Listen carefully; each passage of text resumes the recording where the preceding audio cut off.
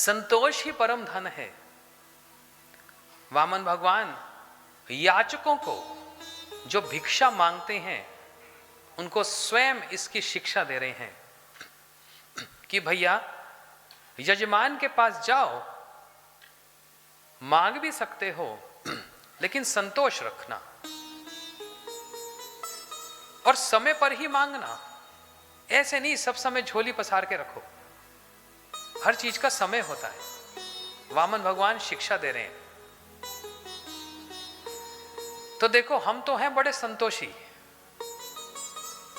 आपने जो भी कुछ कहा वो हमको नहीं चाहिए, गैया नहीं चाहिए, राज्य नहीं चाहिए, विवाह तो करना ही नहीं, बस अपनी इच्छा से आपसे कुछ मांगने आए, जो हम कहेंगे वो देना पड़ेगा। बलि राजा हंसे, अरे बटुक ब्राह्मण, ऐसी कौन सी वस्तु जो मैं नहीं दे सकता?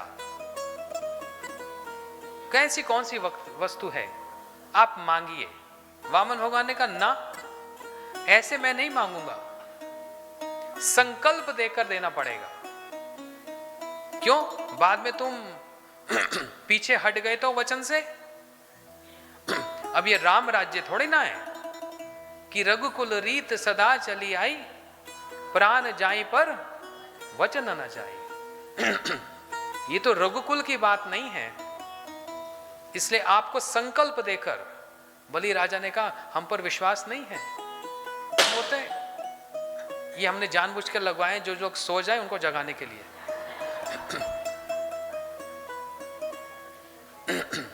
ये सेंसर्स हैं। जैसे किसी को एक उबासी आई और थोड़ा सी नींद आई, फटाक फट पड़ता है।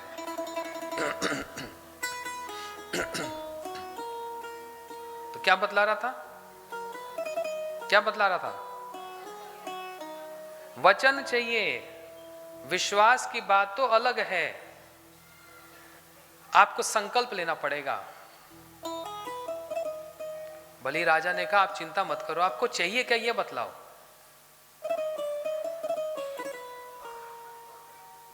वामन भगवान ने कहा ज्यादा कुछ नहीं, 3 पग भूमि। कितनी? 3 पग भूमि, वो भी अपने चरणों से नापकर, ना आपके ना किसी और के। बलि राजा इतनी तेज हंसे, इतनी तेज हंसे, पेट पकड़ पकड़ कर हंसने लग गए।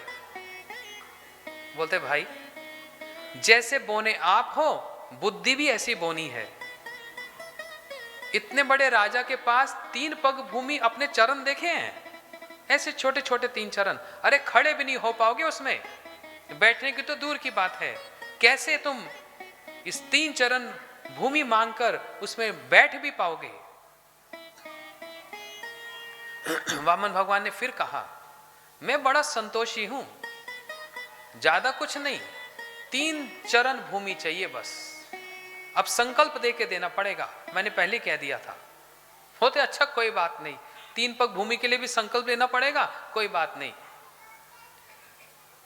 यहां पर तो इनकी बातचीत चल रही है, वहां पर किसी ने शुक्राचार्य से कह दिया अरे गुरुजी बैठकर क्या स्वाहा स्वाहा कर रहे हो, वहां पर यजमान लूटे जा रहा है, यजमान लूट रहा है, वहां पर जाओ। शुक्राचार्य जी पेट पकड़कर दौड़े दौड़े आए, अरे रुक जा बलि, रुक जा रुक जा रुक जा, मत देना इसको, मत देना इसको। ये जो तुम्हारे सामने छोटे छोटे 3 चरण दिखला रहा है ना, ये कोई ब्राह्मण नहीं है, ये विष्णु है, विष्णु। शुक्राचार्य जी कैसे जान गए? कैसे जान गए विष्णु है? गुरु जी है ना, असुरों के गुरु जी हैं, और गुरु देखते पहचान लेते हैं कौन भगवान है और कौन भक्त है। ऐसे कितने अवतार घूमते फिरते हैं संसार में, और ये बोलते फिरते हैं हम अवतार हैं, हम ही कृष्ण हैं, हम ही राम हैं। हाँ, हजारों हैं भैया ऐसे। थोड़े दिन बाद वो अवतार जेल में पड़ा होता है। एक अवतार ऐसा जिसका जेल में जन्म हुआ, और ये जो ढोंगी अवतार बनते फिरते हैं ये जेल के अंदर चले जाते हैं। मैं ही राम हूं, मैं ही कृष्ण हूं। लोगों को पागल बना सकते हो, वैष्णव को और गुरु को कोई पागल नहीं बना सकता। शास्त्र दृष्टि से देखते हैं कौन वैष्णव है, शास्त्र दृष्टि से दिखता है कौन ब्राह्मण है, शास्त्र दृष्टि से दिखता है कौन भगवान है। शास्त्र एक दृष्टि है, शास्त्र बस एक ग्रंथ और लिपि पोथी नहीं है, एक कोई लेखनी नहीं है। शास्त्र विचार है, शास्त्र चक्षु हैं, शास्त्र नेत्र हैं, शास्त्र एक विचार है। और वो किसके द्वारा प्रदत्त है? साक्षात भगवान के मुख से निकला हुआ है। वेद भगवान के मुख से निकलते हैं, इसलिए शास्त्र एक दृष्टि है और वो दृष्टि लक्षण बतलाती है और लक्षणों से पता लगता है कौन कितने पानी में है, लक्षणों से। शुक्राचार्य जी भले ही असुरों के गुरु हैं, लेकिन देखने से पहचान गए ये विष्णु हैं। इसलिए बलि, अरे मेरे शिष्य तू लुट जाएगा, ये छोटे छोटे चरण दिखला रहा है, लेकिन जब तू इसको दान देगा तो पता क्या करेगा, ये बड़े बड़े चरण लेकर सब कुछ ले लेगा, तुझको भी ले लेगा। और किसी शास्त्र में ऐसा नहीं लिखा है। शुक्राचार्य जी अपनी रीति से सिखा रहे हैं बलि राजा को।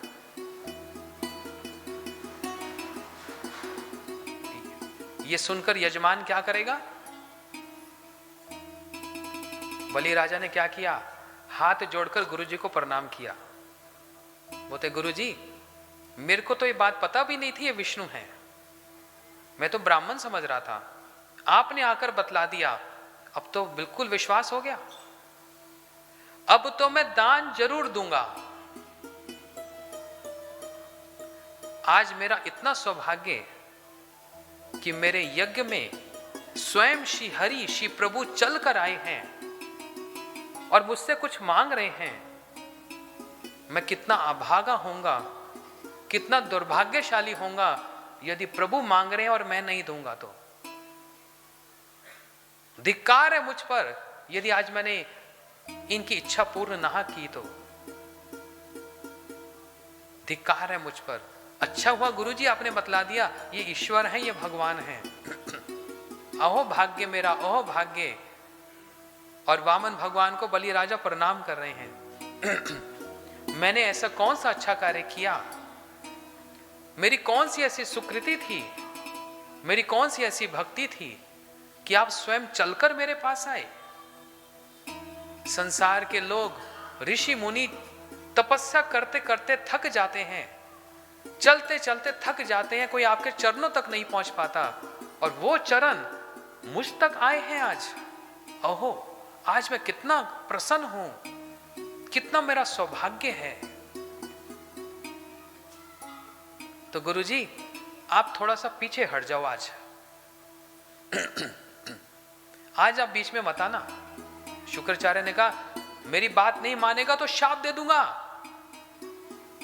बोलते गुरुजी आप शाप दो तो कुछ भी दो, आज भगवान मेरे यज्ञ भूमि में आए और मैं ना दूं।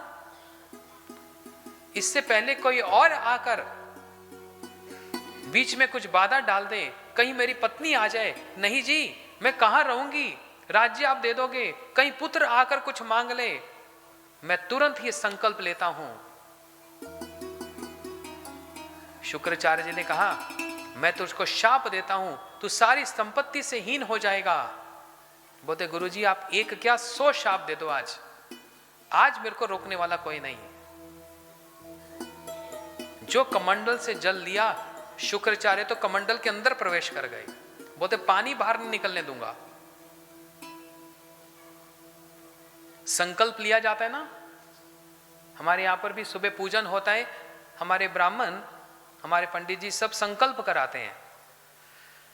कैसे होता है संकल्प? हाथ में जल लेकर संकल्प लिया जाता है ना। जैसे हाथ में संकल्प लिया जाता है, हाथ में जल लेकर संकल्प लिया जाता है, जो भगवान के भक्त हैं वो हाथ में आंखों के आंसू लेकर संकल्प लेते हैं। हाथ में आंखों के आंसू, वो प्रेम के अश्रु लेकर वो संकल्प लेते हैं। क्या संकल्प लेते हैं? मारो भी राखो भी जो इच्छा तोहार, नित्य दास प्रति तुह अधिकार। हे भगवान, आप मुझको रखो के मारो, मैं आपका नित्य दास हूं, कभी इन चरणों को छोड़कर नहीं जाऊंगा। आप संपत्ति दो के विपत्ति दो, आप दुख दो के सुख दो, मैं इन चरणों को कभी छोड़ के नहीं जाऊंगा, यही मेरे सर्वस्व हैं। इस भावना से ये वामन भगवान का चरित्र बड़ा निर्मल, बड़ा सुंदर चरित्र है, हृदय गदगद हो जाता है। बस वामन भगवान ने कहा, बलि राजा, ये कमंडल से जल नहीं निकल रहा, कुछ कचरा फंस गया शायद। एक कुशा घास ली और मारा छिद्र में, शुक्राचार्य जी की तो आंख ही फूट गई। और हाथ में जल लेकर बलि राजा ने कहा, मैं संकल्प लेकर कहता हूं 3 पग भूमि आपको दान दी। बस वामन भगवान तो, अरे बलिहारी जाओ, बलिहारी जाऊं, बलिहारी जाऊं। बलि, तुमने कितना सुंदर दान दिया। और वही हुआ जो गुरुजी ने कहा था। अभी तक छोटा सा वामन रूप और अब त्रिविक्रम रूप दिखला रहे हैं। ऐसे बढ़ते गए, बढ़ते गए, बढ़ते गए, बढ़ते गए, आकाश को छूने लगे। एक चरण से सारी पृथ्वी को नाप लिया, दूसरे चरण से सारे ब्रह्मांड को नाप लिया। और ब्रह्मा जी ने अपने कमंडल के जल से भगवान वामन जी के चरणों का अभिषेक किया और उस अभिषिक्त जल को अपने कमंडल में धारण किया। यही भगवती गंगा जी हैं जो हरिद्वार में बह रही हैं। श्री वामन भगवान के चरणों को जो प्रक्षालन किया गया, जो धोया गया, वही भगवती गंगा है। देवी सुरेश्वरी भगवती गंगे, त्रिभुवन पावन विपुल तरंगे। ये भगवती गंगा जी हैं जो गंगा जी में स्नान करे, जन्म जन्म के पाप उसके समाप्त हो जाएं।